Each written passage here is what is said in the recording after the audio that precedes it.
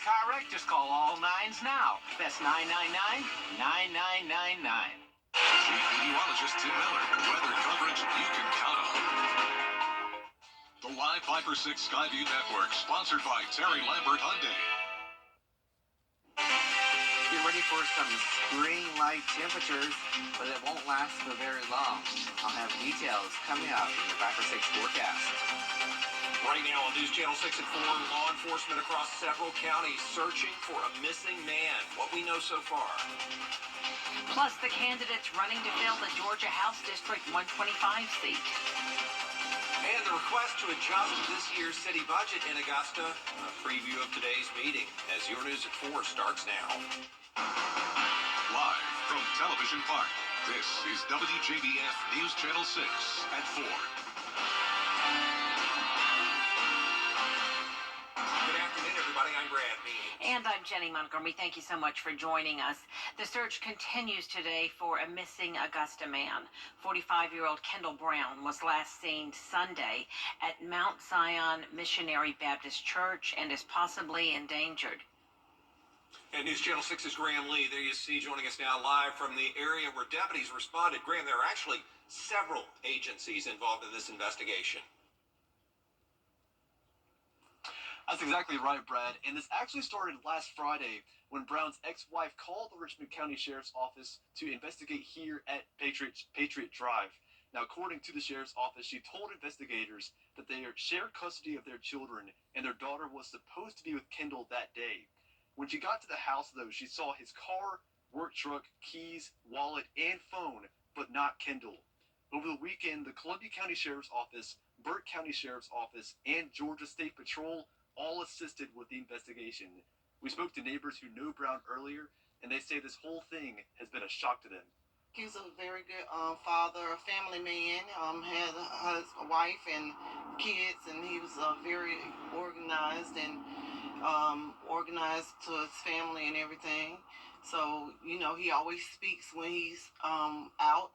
Whenever I see him at the store, he speaks, and whenever I see him in the neighborhood, he speaks. Now, several Richmond County deputies came here to the scene this afternoon to continue their investigation and search for Brown. If you have any information regarding this case, you're encouraged to contact law enforcement.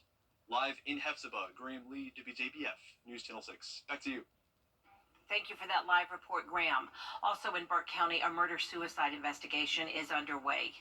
Deputies say they found 50-year-old William Prevost and 51-year-old Cynthia Smith, both dead from apparent gunshots. It happened Monday at the Made in the Shade RV Park on River Road. Officers say the man shot the woman and then took his own life. It is time now for a check of the weather. And meteorologist Miller Hyatt standing by with that. Nice day out there. Yeah, we have plenty of sunshine and a breeze as well, Brad and Jenny, as we are dealing with beautiful conditions right now, and that's going to linger through the rest of this week before we do have some changes. So here is Swainsboro on our Terry Lambert Hyundai Skyview cam. Temperatures pretty pleasant out there, 57 degrees, a little bit crisp.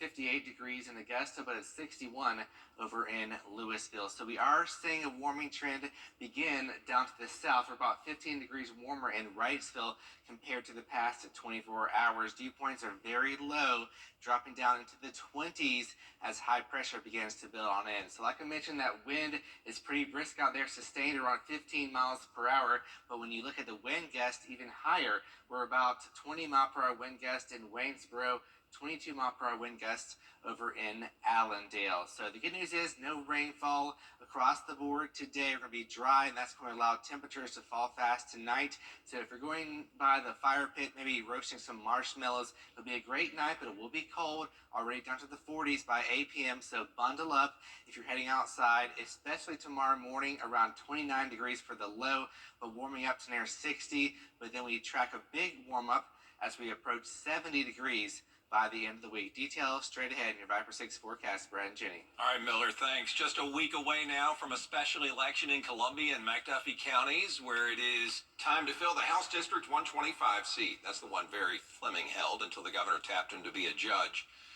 Early voting is already underway. It runs through February 9th at the old Uchi Creek Library in Grovetown. The candidates, Democrat Kay Turner, Libertarian John Turpish, and Republicans Gary Richardson, Jim Steed, and C.J. Pearson. Information on polling times and precincts for you at WJBF.com.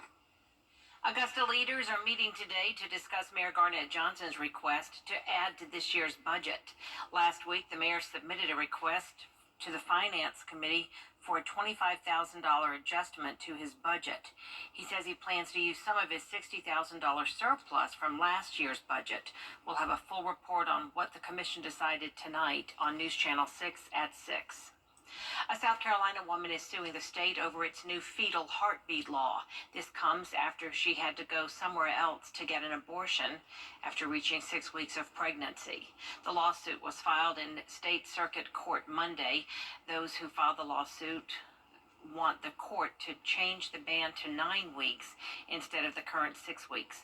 Planned Parenthood says the ban should start later in the pregnancy and that the state legislature provided 2 different definitions of fetal heartbeat in the law. Coming up, the plan from Georgia Governor Brian Kemp when it comes to school choice. We're going to take a look at some of the options that he's proposing for parents when we come back. And we're turning back into the clouds and rainfall this weekend. I'll time it all out for you coming up in your Viper 6 forecast. Motown Review. The live Viper 6 mobile app.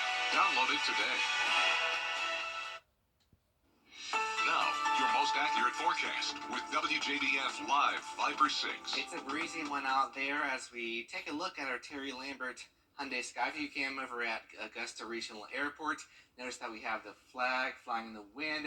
We have those trees blowing around. It'll be a good day maybe to fly a kite out there as we have these brisk winds coming out of the north. So right now we have sustained winds of 15 miles per hour out of the north-northeast. Right now in Augusta it's 58 degrees. Dew point continues to drop as we have high pressure scooting on in. Right now it's at 27, so very dry atmosphere. So here is high pressure that's now starting to push on into the southeast right now. Our past weather maker is off the coast, so it's not going to be impacting us anymore as we have some dry weather through the rest of this week, but it won't be very long because we're going to be talking about some rainfall this weekend. So we're already seeing a big warmth over towards Texas, 72 degrees right now in Houston, up to 65 in Little Rock, 58 here in Augusta, but we're going to be seeing this warm air start to push on our way as we head into the rest of this week. So that's the next big thing here. We have a spring preview. Beginning Friday, we're going to be approaching 70 degrees. That lingers into this weekend as this jet stream lifts off towards the north. But along with the warm air, we're also talking about some rain. So enjoy the next few days while the nice weather lasts. Temperatures around 60 during the day tomorrow and on Thursday. Overnight lows, though, will be cold in the 20s and low 30s. Then here comes that warm up beginning Friday, 68 degrees for the high, some spots in the 70s. And like I mentioned, that rain chance as we go towards this weekend with some pretty wet days Saturday, Sunday, and on Monday. Notice here on Futurecast, most of the rain will stay to our west until we get towards Sunday morning, and then we start to begin an even more active pattern as we head towards Monday. Notice we're just stuck in all this rainfall and all the clouds on your Monday, nearly a washout in store. Then we finally start to dry out Monday night as the storm system starts to exit the region. So notice that we do have that rain chance increasing from 30% Saturday up to 60% chance on your Monday, and then going back down to 0% chance next Tuesday. Roller coaster ride temperatures 70 degrees on Saturday down to 57 degrees next Tuesday, and that's the beginning of a big cool down as we head towards next week. So overnight lows also on a roller coaster ride, 28 degrees Thursday morning, 52 degrees Sunday and Monday morning because we had that cloud cover keeping us warm overnight. So tonight certainly will not be warm. Temperatures in the upper 20s to low 30s. Tomorrow temperatures near where they were today in the upper 50s. And looking at your 10-day forecast, notice that very wet weekend and on tap with clouds and temperatures approaching 70. And the next week we're talking about more sunshine just in time for Valentine's Day. So a wild ride of weather coming up. Boy, it sure is. Miller, thanks for keeping an eye on it. Coming up, it's opening night ahead of Super Bowl the Super Bowl. Yeah, can't believe it's almost here. We'll have a live report from Vegas in a moment. I'm attorney Jamie. Temperature controlled comfort. We appreciate the opportunity to earn your business. God is giving you more of what you love. Please. Oh, that was abrupt. More stars. More laughs. And more. Weekday mornings at 9 on News Channel 6. Even though the game isn't until Sunday, Super Bowl madness has descended upon Las Vegas. What a fun place to be this week. Super Bowl 58 now just 5 days away. And our big game coverage continues once again with Crystal Rich. Hey, Crystal. Brad, hey Jenny, you know, it is still a wet and rainy Las Vegas here outside of Allegiant Stadium. But you know what, guys? A lot of us walk around with our cell phones glued to our hands, taking pictures and videos of anything that we think is interesting to us. I know you two are also guilty of it, but a lot of times we can take for granted the art of true photography, especially sports photographies. These guys are tasked with capturing the most iconic moments in our nation's biggest game, the Super Bowl. And Getty Images is estimating that their photographers for Super Bowl 58 will take between 30 and 40,000 photos during the big game, and they are hoping to capture absolutely everything, not just from the big plays on the field, but the big time emotion that we see a lot of times too. We spoke to Getty Images senior sports photographer to learn a little bit more about what they do.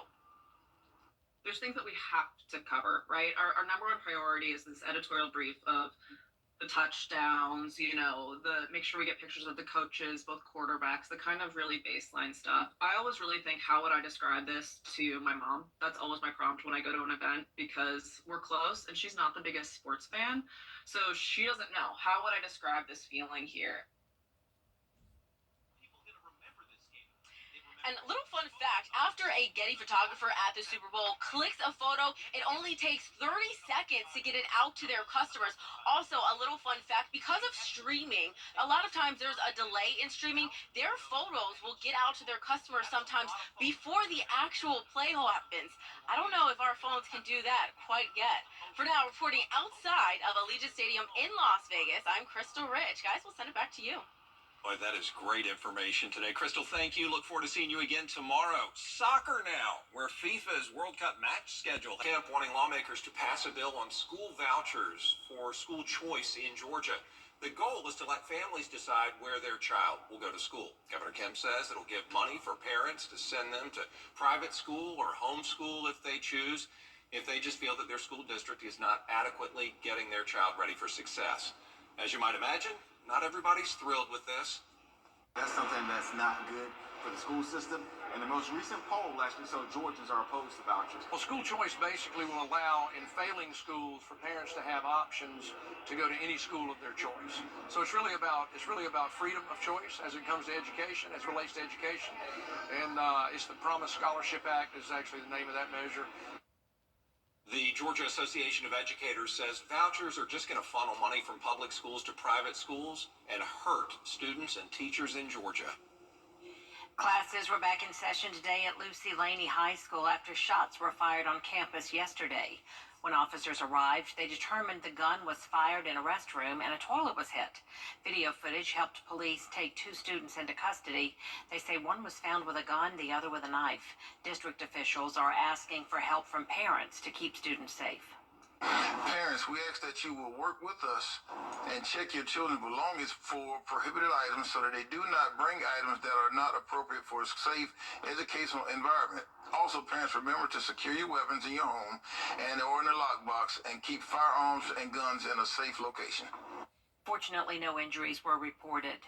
A 19-year-old student at South Carolina State University in Orangeburg is charged with carrying a firearm on school property after shots were fired on campus. It happened this morning inside an academic building.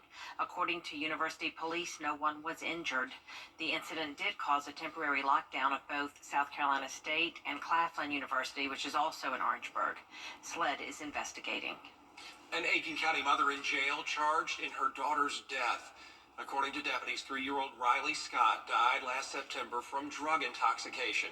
Her mother, Carolyn Scott, arrested yesterday, being held without bond. She's accused of homicide by child abuse.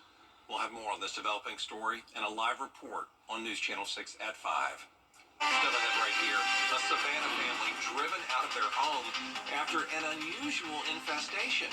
Hear about their disturbing bat problem next. Hey, neighbor. Trust. Give the Bathfitter family a call today for that free in-home estimate. A family in Savannah lived in a rental home for the past year. Yeah, that was until a couple of weeks ago when they saw nearly 80 bats swarm into their living room. They came out of the vents, apparently. The Georgia Department of Public Health took a look and deemed the home an imminent health risk. The family has moved in with a neighbor. They didn't sleep another night in their home. In fact, they say they refuse to ever go back. 3 bats come flying down the stairs as we're sitting in our living room. They start coming through the vents.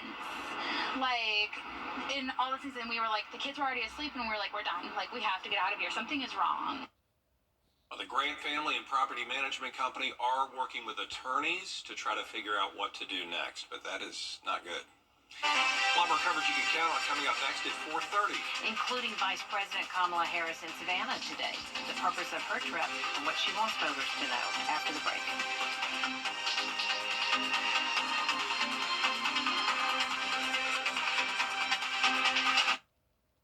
A serious accident creates a lot of right now problems.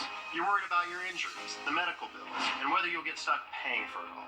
You shouldn't have to chase after a lawyer to get the help you need. With me, you won't have to. I'm Austin Jackson, your guy in Augusta. If you've been injured, my team will get to work right away. And you don't have to pay us anything unless we get money for you. Injured? Call Austin Jackson, the Augusta guy. 706-724-7224.